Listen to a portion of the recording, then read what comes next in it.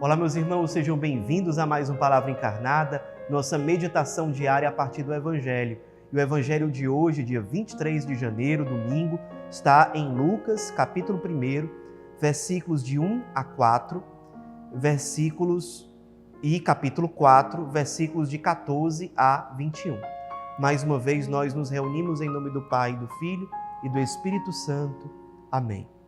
Vinde, Espírito Santo, vinde por meio da poderosa intercessão do Imaculado Coração de Maria, vossa amadíssima esposa. Vinde, Espírito Santo, vinde por meio da poderosa intercessão do Imaculado Coração de Maria, vossa amadíssima esposa. Vinde, Espírito Santo, vinde por meio da poderosa intercessão do Imaculado Coração de Maria, vossa amadíssima esposa.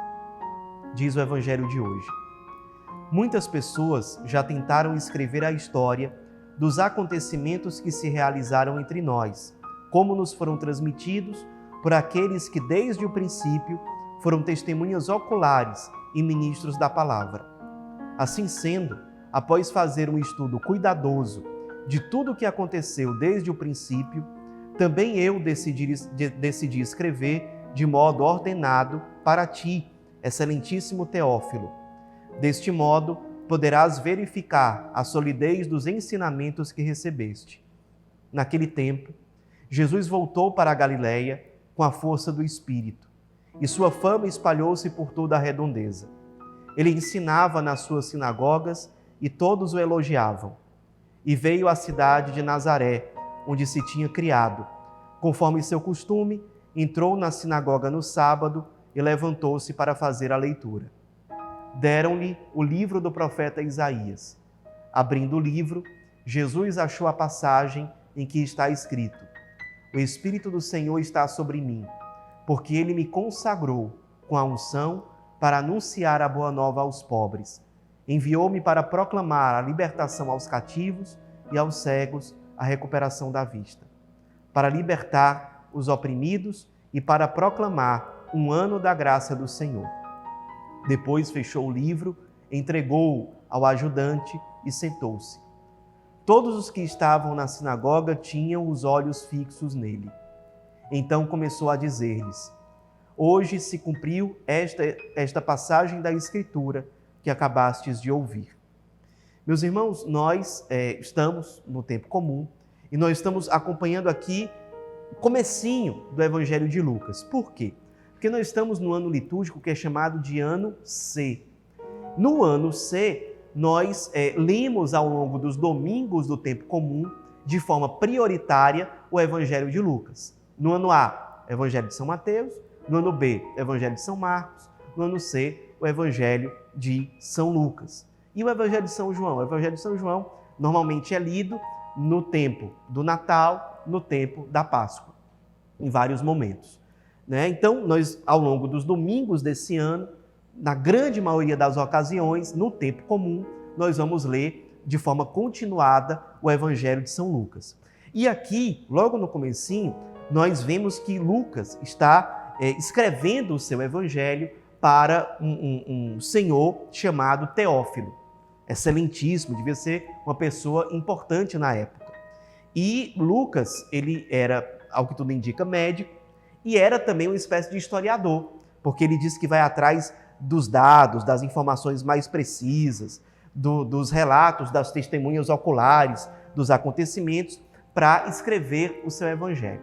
E ele diz que vai fazer isso para que Teófilo possa verificar a solidez dos ensinamentos que ele recebeu.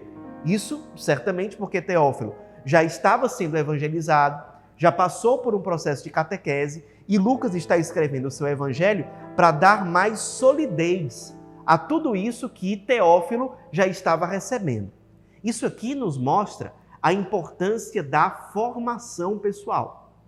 Sim, a formação ela não deve servir para a gente simplesmente como um caminho para a vaidade, para mostrar que a gente sabe mais do que os outros, mas entendida da forma correta, uma formação sólida, ela nos dá uma segurança maior no nosso relacionamento com Deus, na nossa espiritualidade, na nossa busca pela conversão. Às vezes a gente fica perdido na nossa vida espiritual por falta de formação. A gente não sabe identificar o que está acontecendo com a gente interpreta de forma distorcida os sinais que Deus nos mostra, a gente não consegue discernir o que fazer em determinadas ocasiões, muitas vezes por falta de formação.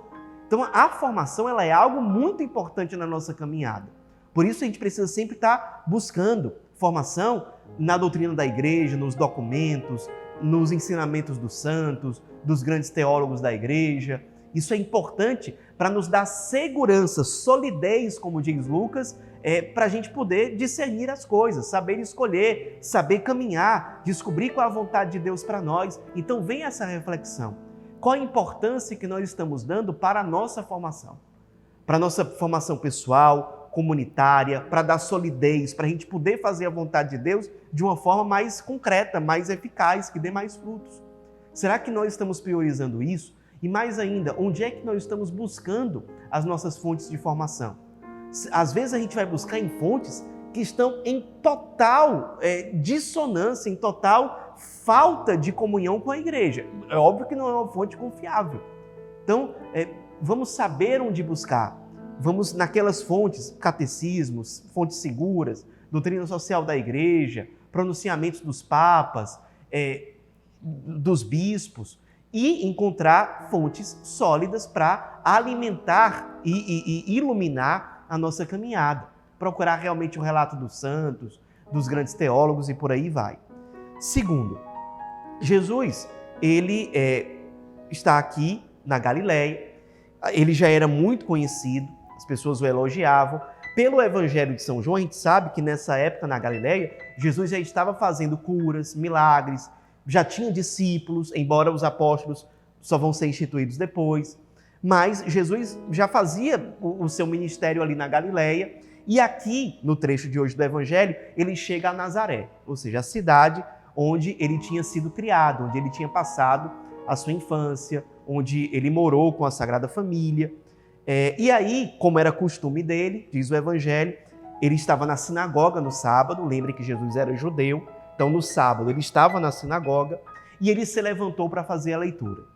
Pegou um trecho do livro de Isaías, que até hoje nós temos no Antigo Testamento, e leu uma passagem que revela algo da identidade dele, algo que ele quis mostrar para dizer quem ele era e por que ele estava fazendo tudo aquilo, aquelas pregações, aquelas curas e por aí vai. E ele diz: o Espírito do Senhor está sobre mim porque ele me consagrou com unção. E aí ele continua.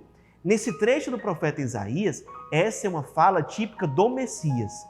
Então Jesus está se apresentando aqui, ele está tomando as palavras próprias do Messias para si, para dizer o seguinte: olha, o Messias esperado sou eu. Eu sou o Salvador que vocês esperam há tanto tempo. Isso ele está dizendo, e depois a gente vai ver na continuação de Lucas, como as autoridades religiosas vão ficar incomodadas com isso, porque é muito sério isso que ele está falando. Ele está se apresentando como Messias. Espiritualmente falando, a gente poderia dizer, ele está se apresentando como aquele que vem saciar a nossa fome de Deus. O povo judeu, ele tinha uma fome e uma sede da presença do Messias, porque ele tinha fome e sede de Deus. E o Messias era o grande, o mais sublime sinal que Deus iria enviar ao povo. O Cristo está se apresentando espiritualmente como aquele que é capaz de saciar tudo aquilo que realmente a nossa alma anseia. Ele é a resposta última e definitiva para os anseios humanos. Ele é a resposta por excelência. Ele está se apresentando assim. Ele diz que ele foi consagrado com a unção, ou seja, ele foi separado. Ele não pertence a esse mundo. Ele está no mundo, mas para apresentar algo que é transcendente, que é algo mais elevado. Ele está aqui para elevar as realidades em direção a Deus. E para explicar a sua missão, ele diz 4 coisas. Ele veio, primeiro, para anunciar a boa nova aos pobres. Vejam o coração de Jesus missionário. Ele identifica os pobres como destinatários privilegiados da sua missão. Ele diz que veio para eles, para anunciar a boa nova a eles. E nós, Obra Lume, podemos nos alegrar e nos identificar aqui. Nós fazemos parte também dessa missão de Jesus. Nós também viemos, o Espírito do Senhor está sobre nós e o Senhor nos consagrou para anunciar a boa nova aos pobres. Com grande alegria nós podemos dizer, a missão de Jesus é a nossa missão.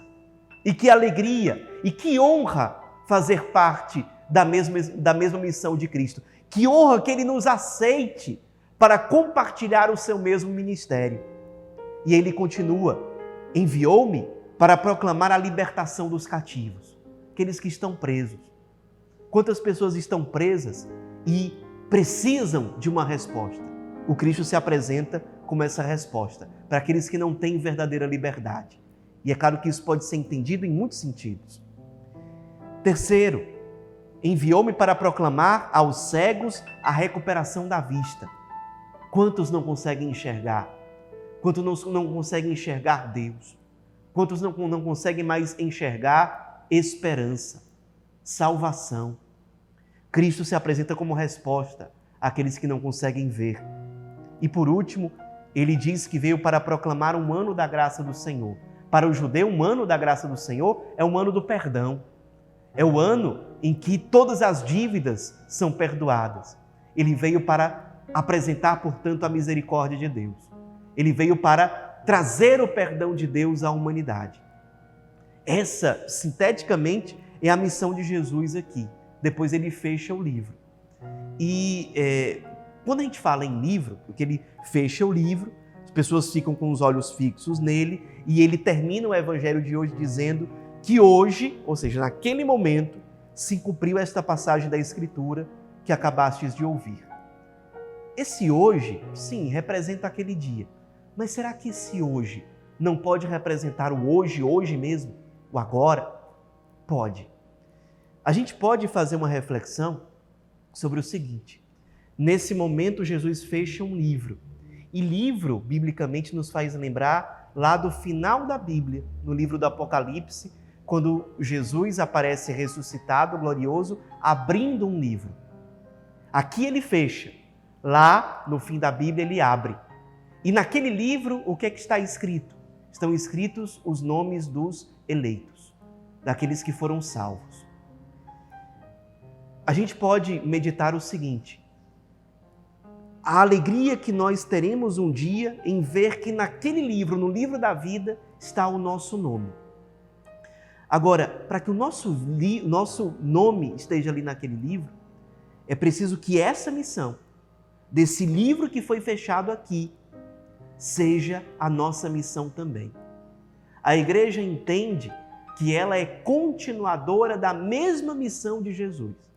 Se nós somos membros da igreja, do corpo de Cristo, essa missão anunciada por Jesus é a nossa também. Por isso vale a pena nós fazermos hoje um exame de consciência. Nós estamos anunciando a boa nova aos pobres? Como nós estamos fazendo isso? Como está o nosso fervor em viver essa realidade? Nós estamos proclamando a libertação aos cativos? Quantas pessoas que estão presas em tantas situações, que estão sem liberdade e que vivem ao nosso redor, que resposta nós estamos sendo para elas? Faça essa meditação, essa oração hoje. Terceiro, quantas pessoas não conseguem ver? Quantas pessoas têm a pior cegueira, que é não enxergar mais a presença de Deus?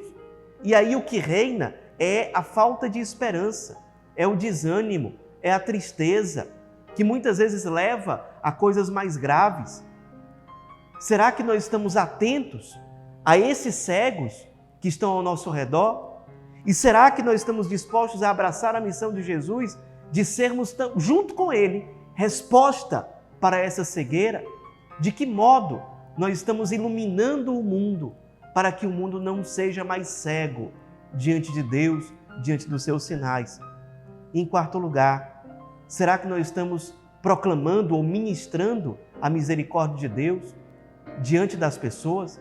A gente lembra dos sacerdotes que ministram o perdão de Deus no sacramento da confissão de forma sublime, mas nós também somos chamados a anunciar esse perdão quando nós somos instrumentos para reconciliar aqueles que estão longe de Deus com Deus de novo.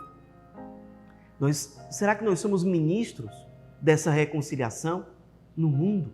Será que nós anunciamos o perdão de Deus ou nós caímos frequentemente na tentação de julgar, de condenar, de afastar muito mais as pessoas de Deus do que de aproximar?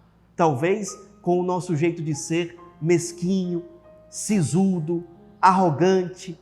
Será que nós aproximamos de Deus ou será que nós afastamos?